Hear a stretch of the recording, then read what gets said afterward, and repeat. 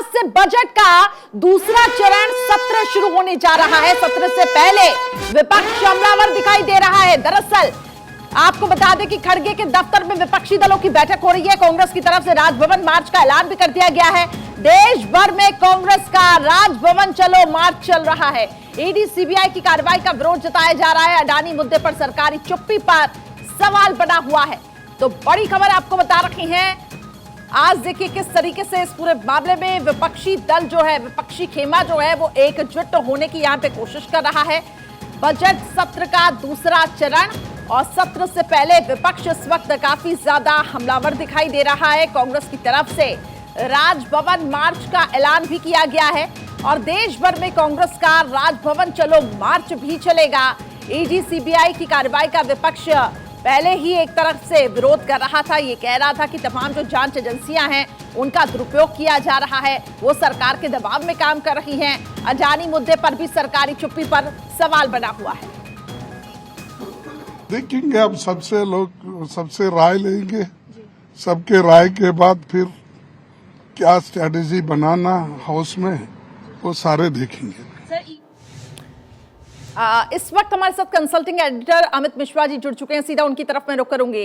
अमित जी, ये दूसरा चरण बजट सत्र का जो कि हंगामेदार, हमने देखा पहले चरण में भी किस तरीके से विपक्षी खेमे की तरफ से हंगामा हुआ, जिसमें सत्ता पक्ष की भी तरफ से हमने ये देखा कि किस तरीके से स्थितियां हंगामेदार रही। लेकिन आज विपक्ष की रणनीति काफी ऐसे मुद्दे हैं। पहले ईडी सीबीआई की कार्रवाई का विरोध, दूसरी महत्वपूर्ण जिस तरीके से सरकार की अब तक चुप्पी है, सवाल दागे जाएंगे। किस तरीके से आप देखते हैं आज के इस सत्र को? करिश्मा, देखिए बहुत हंगामेदार रहने के आसार हैं इस सत्र के। और आप देखें कि मल्लिकार्जुन खड़गे जो राज्यसभा में विपक्ष के नेता हैं, कांग्रेस अध्यक्ष हैं, उनकी अगुवाई में लगभग 17 पार्टियों की बैठक इस वक्त चल रही है। और इसके पहले कांग्रेस संसदीय दल की बैठक सोनिया गांधी जो संसदीय दल की अध्यक्ष हैं कांग्रेस पार्टी की, उनकी अध्यक्षता में हुई है। तो अब विपक्ष जो है इस बात की रणनीति तो बना चुका है। आप देखें कि जिस तरह उपराष्ट्रपति की टिप्पणी आई थी राहुल गांधी के बयान के मामले में कि माइक बंद कर दिया जाता है, उसके बाद फिर कांग्रेस की टिप्पणी आई, विपक्ष की टिप्पणी आई। अब से थोड़ी देर पहले संजय राउत जो शिवसेना के नेता हैं वो अपनी टिप्पणी दे रहे थे। दूसरी तरफ बीआरएस, आम आदमी पार्टी, ये तमाम लोग, आरजेडी, ये कह रहे हैं कि आखिर ईडी और सीबीआई का जो दुरुपयोग है वो हमारे ऊपर ही क्यों, यानी विपक्ष के ऊपर ही क्यों। दूसरी तरफ भारतीय जनता पार्टी भी इस बार एग्रेसिव मूड में है। उसके दो कारण हैं। राहुल गांधी के विदेश में दिए गए वक्तव्य, जो उन्होंने देश की सरकार को घेरने की कोशिश की, संस्थाओं पे उन्होंने आपत्ति जताई कि संस्थाएं काम किसी के अधीन कर रही हैं। और दूसरी तरफ निशिकांत दुबे ने जो राहुल गांधी की सदस्यता खारिज करने की मांग की है। तो विपक्ष जो है वो तो एग्रेसिव है ही। अडानी के मामले को लेकर बीआरएस का आपने देखा, जंतर मंतर पे महिला आरक्षण को लेकर प्रदर्शन हुआ था, तो वो मांग भी उठेगी। और साथ ही उपराष्ट्रपति ने अपने उपराष्ट्रपति के साथ जो उनके निजी स्टाफ होते हैं उनको संसदीय समिति को जो ट्रांसफर उन्होंने किया है उस पर भी कांग्रेस ने ऐतराज जताया था। तो ये 2-3 ऐसे प्रकरण हैं जिस पर हंगामा होगा। खास तौर से मैं बताऊं आपको कि विपक्ष और सत्ता पक्ष के बीच इस बात की सहमति बिल्कुल नहीं बन सकती कि कुछ समय के लिए भी सदन चलाया जाए, क्योंकि विपक्ष अपनी मांगों पर अड़ा है। उधर देश भर के जितने राजधानियां हैं वहां राजभवन पर कांग्रेस का प्रदर्शन हो रहा है, मार्च कर रही है कांग्रेस अडानी के मुद्दे पर। और भारतीय जनता पार्टी यहां राजघाट पर दिल्ली प्रदेश इकाई जो है वो घोटाले, करप्शन पर अपना धरना दे रही है। तो इस वक्त राजनीतिक माहौल, तापमान जो है करिश्मा, बहुत ज्यादा है। संसद से लेकर सड़क तक जो है वो माहौल गर्म है। तो संसद से लेकर सड़क तक ये संग्राम जारी है। तपिश अब काफी ज्यादा यहाँ पे बढ़ती हुई दिखाई दे रही है। आप बने रहिए। अक्षय राय भी हमारे साथ जुड़ चुके हैं। अक्षय, क्या तस्वीरें मौके से जानकारी मिल रही है? प्रधानमंत्री पहुंच चुके हैं।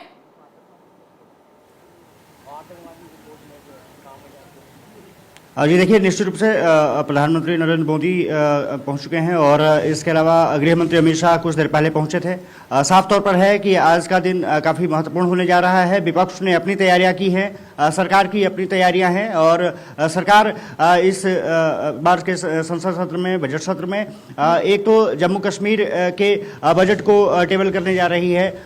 खबर आ रही है कि कॉपियां पहुंच गई हैं। निर्मला सीतारमण बजट उसको पेश करेंगी, जम्मू कश्मीर के टेबल किया जाएगा। इसके अलावा जो विपक्षी पार्टियां हैं मल्लिकार्जुन खड़गे के नेतृत्व में वो लगातार बैठक कर रही हैं, रणनीति बनाई जा रही है। खड़गे ने कल जिस तरह से ऑल पार्टी मीटिंग के बाद कहा था कि बातचीत हुई है लेकिन हम तय करेंगे कि आज के लिए बोला था कि आज तय करेंगे कि किस तरह से पार्टी और जो विपक्षी पार्टी हैं वो सदन में मूव करेंगी। साफ तौर पर है कि ईडी सीबीआई को लेकर के बीआरएस, आम आदमी पार्टी और तमाम विपक्षी दल सरकार को घेरने की फिराक में है। खबर ये भी आ रही है कि अडानी का मुद्दा भी एक बार फिर से सदन में उठ सकता है कि अडानी पर कार्रवाई नहीं हो रही है जबकि विपक्षी दलों को निशाना बनाया जा रहा है। तो साफ तौर पर है कि आज सदन में संग्राम के पूरे आसार हैं। एक तपिश तो बाहर है कि मौसम की तपिश है, सदन में राजनीतिक तपिश देखने को मिलेगी।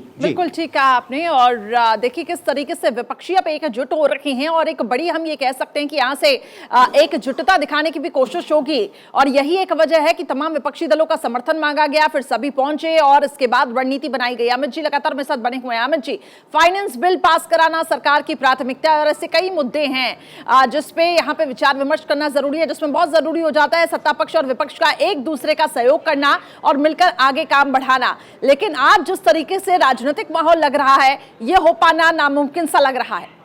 करिश्मा, बिल्कुल देखिए ये बजट सत्र का दूसरा चरण है। बजट के सत्र के पहले चरण में जो एलोकेशन ऑफ फंड्स हैं उस पर जो वित्तीय अनुदान है उस पर सरकार पास कराती है और उस पर विपक्ष भी सहमत होता है। लेकिन बजट जो पूरा बजट है, जो पूरा बजट पेश किया गया है वित्त मंत्री की तरफ से, वो इस सत्र में पास कराने की जिम्मेदारी सरकार की है और वित्त मंत्री निर्मला सीतारमण की आज से ही कोशिश होगी कि उसके विभिन्न अनुभागों को पास कराया जाए और उस पर चर्चा जो है वो लगातार जारी रहे।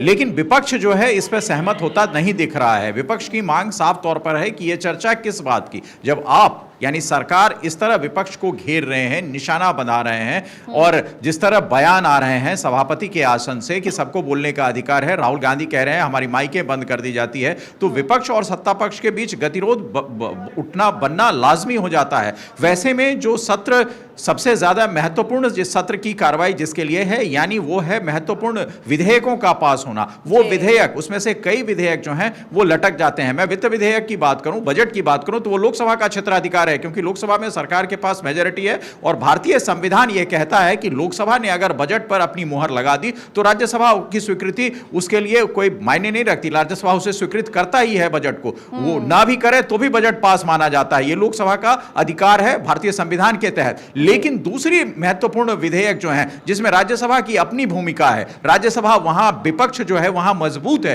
राज्यसभा वहां पर उस विधेयक पर चर्चा कर सकता है, उस विधेयक को रोक सकता है या और उस विधेयक को सिलेक्ट कमेटी में भेजने की सिफारिश कर सकता है। तो ये विपक्ष के पास ये अधिकार राज्यसभा में आ जाते हैं करिश्मा, और इसी को लेकर आप देखें इसी ताकत का एहसास जो है विपक्ष कराने के लिए एकजुट है मल्लिकार्जुन खड़गे के नेतृत्व में। अब मिला जुलाकर मामला यह है कि किस तरह जो फ्लोर ऑफ द लीडर्स की मीटिंग हो रही है उसके बाद सरकार के साथ कैसी रणनीति बनेगी, क्योंकि बिजनेस एडवाइजरी कमेटी की जो बैठक होगी सरकार के नुमाइंदे उसमें होते हैं और विपक्ष के नुमाइंदे उसमें होते हैं, तो उसमें सहमति बनाना बहुत आवश्यक है कि सदन की कार्रवाई कैसे चलाई जाए, आखिर प्रश्नकाल का क्या होगा, शून्यकाल का क्या होगा। ये तमाम ऐसे मसले हैं जिस पर विपक्ष और सत्ता पक्ष को आमने सामने बैठकर बात करनी पड़ेगी, क्योंकि सदन का पहला चंक जो आपने देखा बजट पास होने के अलावा सरकार को ज्यादा कर नहीं पाई, क्योंकि उस वक्त हिंडनबर्ग की रिपोर्ट आई थी, अडानी का मामला गर्म था और सरकार को घेरने में विपक्ष उस समय कामयाब रहा।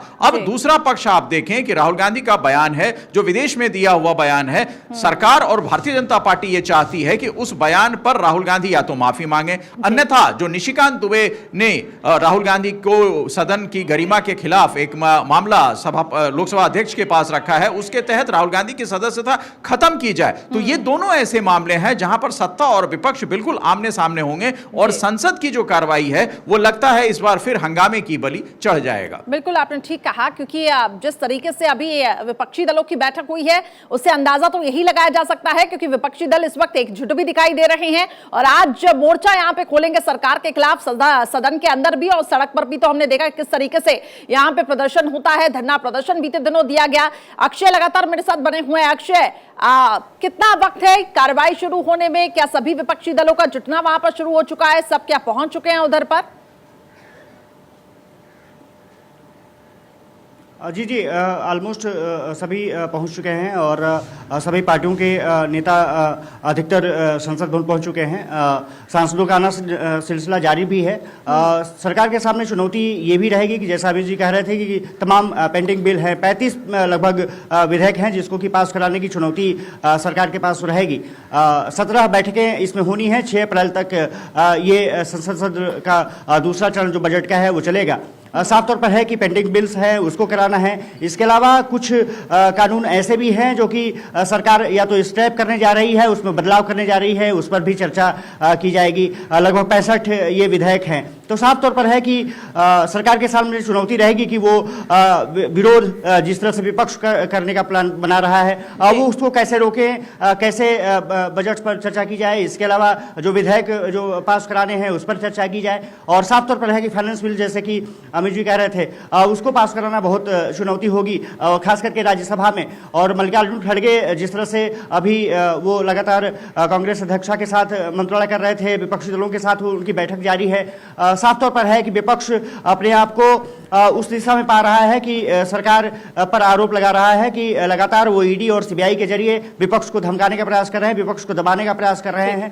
साफ तौर पर है इसका असर संसद के सत्र में भी देखने को मिला है। पिछला सत्र जिस तरह से काम नहीं हो पाया बहुत ज्यादा, इस बार भी सरकार के सामने चुनौती रहेगी कि वो कम से कम काम किया जा सके। 17 बैठकें हैं, वो बैठकें पूरी तरह से हों, जितने आवर्स कंप्लीट करने हैं वो किए जाए, क्योंकि पिछली बार सरकार की प्राथमिकता तो अक्षय यही है। लेकिन अब यह देखना होगा क्या विपक्ष उस तरीके से वहां पर जिस तरीके से सदन में जो गहमा गहमी का माहौल है वो देखने को मिलेगा कि नहीं मिलेगा, क्योंकि सरकार की प्राथमिकताएं भी काफी ज्यादा हैं और बहुत जरूरी हो जाता है कि चर्चा हो और सकारात्मक तौर पे चर्चा हो। आप बने रहे हमारे साथ। प्रधानमंत्री नरेंद्र मोदी ने क्या कुछ कहा संसद भवन जब वो पहुंचे थे वो आपको सुनवाते हैं, और केंद्रीय मंत्री अनुराग ठाकुर का भी हम आपको वो बयान सुनाते हैं जो उन्होंने कहा। लंदन में भगवान बसवेश्वर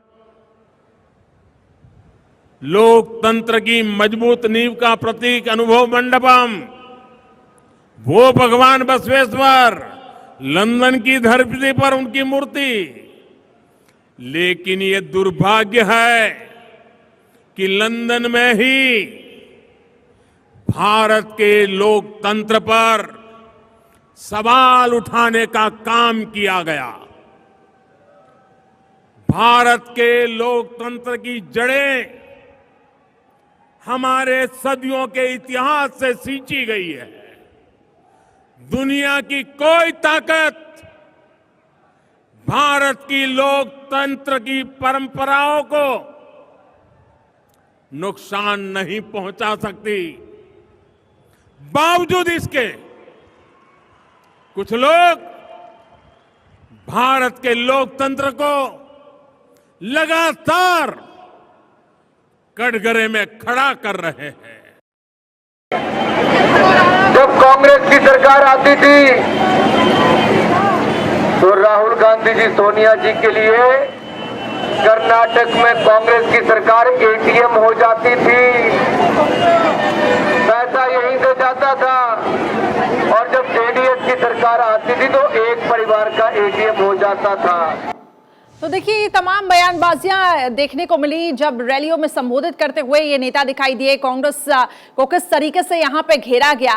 सरकार ने विपक्ष के खिलाफ भी मोर्चा इस वक्त खोला हुआ है और जैसा कि हम कह रहे हैं कि एक तरफ अमित जी भी कह रहे थे, जो कि कंसल्टिंग एडिटर लगातार हमारे साथ जुड़े हुए हैं, कि इस वक्त लगातार हम देख रहे हैं कि विपक्षी खेमा जो है वो एग्रेसिव तो है ही, लेकिन बीजेपी भी काफी ज्यादा आक्रामक दिखाई दे रही है। और जब बात प्रधानमंत्री पर आ जाए तो बीजेपी के तमाम दिग्गज हो वो सभी लोग यहां पे बोलते हुए नजर आए और किस तरीके से विपक्ष पर यहां पर आरोप यहां पे लगाए गए, विपक्ष पर भी हमला बोला गया। अमित जी।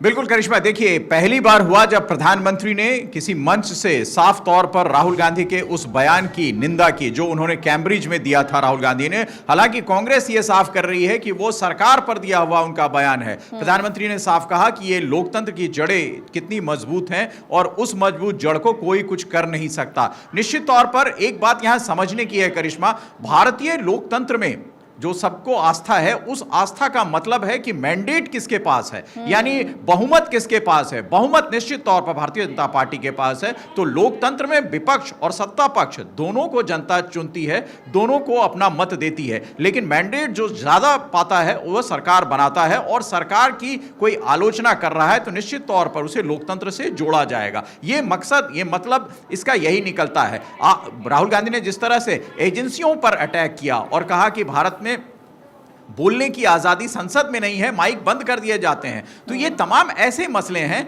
जिस पर प्रधानमंत्री ने पहली बार और भारतीय जनता पार्टी के नेताओं ने कई बार पहले भी अपना बयान दिया है। कांग्रेस भी उसे डिफेंड कर रही है, कांग्रेस भी उस पर बोल रही है। तो ये वाद विवाद का जो सिलसिला है ये सड़क से शुरू हुआ और संसद का सत्र चल रहा है करिश्मा, तो निश्चित तौर पर सड़क की जो आवाज है वो संसद में गूंजेगी ही। और उसी गूंजने के क्रम में विपक्ष और सत्ता पक्ष अपनी आवाज को कैसे बुलंद करें ये सदन में देखा जाएगा। और आप देखें कि विपक्ष की जो रणनीति है उसी अपनी आवाज को बुलंद करने के लिए है और सरकार की जो रणनीति है वो विपक्ष की आवाज पर अपनी आवाज भारी करने की है। तो ये कशमकश है जो भारतीय राजनीति में एक अच्छी चीज भी मानी जाती है, यानी संसद बोलने की जगह है, संसद आवाज उठाने की जगह है, तो आप वहां आवाज उठा सकते हैं। लेकिन निश्चित तौर पर जो सत्ता पक्ष और विपक्ष के बीच कई ऐसे मुद्दे हैं जो जिसमें गांठ पड़ चुकी है और वो खुलना बड़ा मुश्किल हो रहा है, क्योंकि सत्ता पक्ष चाहता है कि राहुल गांधी के बयान पर विपक्ष और उसके नेता बोले और विपक्ष ये चाहता है कि अडानी से लेकर ईडी और सीबीआई पर सरकार अपना पक्ष साफ करे। तो ये गतिरोध इतनी जल्दी खत्म होता दिखता नहीं है करिश्मा। लेकिन अमित जी, कहीं ना कहीं बहुत जरूरी हो जाता है कि सदन की मर्यादा को बनाए रखना, शब्दों की मर्यादा को आप बनाए रखें, सदन की गरिमा ताकि बनी रहे। इन सब के बीच हमने देखा कि किस तरीके से सदन में यहाँ पर एक दूसरे पे आरोप प्रत्यारोप तो ठीक है, लेकिन हमने देखा किस तरीके से एक दूसरे पर भी यहाँ पे चाहे वो महिला ही क्यों ना हो, चाहे वो पुरुष की तरफ से ही क्यों ना हो, किस तरीके से एक दूसरे पर भी यहाँ पर एक दूसरे के कॉलर पकड़े जाते हैं। ये काफी गलत हो जाता है और काफी गलत ये मैसेज भी प्रोजेक्ट करता है। मैं कई वर्षों से संसद को कवर कर रहा हूं, लेकिन संसद की जो मर्यादा है उसमें पिछले कई वर्षों से, मतलब 10 साल के अंतराल में उसमें गिरावट जरूर आई है। और वो गिरावट की वजह दोनों पक्षों से है, सरकार की पक्ष से भी और विपक्ष की तरफ से भी। विपक्ष ज्यादा एग्रेसिव होता है, सदन चलाना जो है वो सरकार की जिम्मेदारी होती है विपक्ष के सहयोग से। लेकिन बात उलझ जाती है क्योंकि सरकार को एक बड़ा मैंडेट है और विपक्ष ये चाहता है, क्या समझता है कि उसकी आवाज इस मैंडेट के आगे गौन हो जाती है। तो विपक्ष अपनी आवाज उठाने के लिए तरह तरह के हथकंडे अपनाता है जो सदन की मर्यादा पर प्रश्न उठाते हैं। और सरकार अगर उसकी अनदेखी कर रहा है, यानी विपक्ष की अनदेखी कर रहा है, तो सरकार की कार्रवाई पर विपक्ष का सवाल उठाना लाजमी हो जाता है। इसी वजह से आप देखें कि यह गतिरोध बढ़ता जा रहा है। उसमें सदन की जो चेयर होती है, यानी सभापति और लोकसभा अध्यक्ष, उनकी भूमिका बहुत महत्वपूर्ण हो जाती है कि वो आखिर सदन को कैसे चलाएं। उन्हें दोनों को अकोमोडेट करना होता है, विपक्ष को भी और सत्ता पक्ष को भी। तो इस तरीके से सदन चलाने की जिम्मेदारी जो है सरकार के साथ साथ लोकसभा अध्यक्ष और सभापति हो जाती है। और विपक्ष ये चाहता है कि उसकी आवाज जो है उसको प्रॉपर जगह मिले, स्पेस मिले। वो स्पेस देने की कोशिश दोनों चेयर करते हैं, फिर भी विपक्ष को लगता है कि उसकी आवाज नहीं सुनी जा रही है। बिल्कुल, और विपक्ष का यही कहना है कि उसकी आवाज को दबाया जा रहा है, जांच एजेंसियों का दुरुपयोग किया जा रहा है। बहरहाल देखना होगा कि आज किस तरीके से कार्रवाई शुरू होती है। बहुत बहुत शुक्रिया अमित जी हमारे साथ जुड़ने के लिए, साथ ही अक्षय हमारे साथ जुड़े हुए थे। बहुत बहुत शुक्रिया अक्षय हमारे साथ जुड़ने के लिए।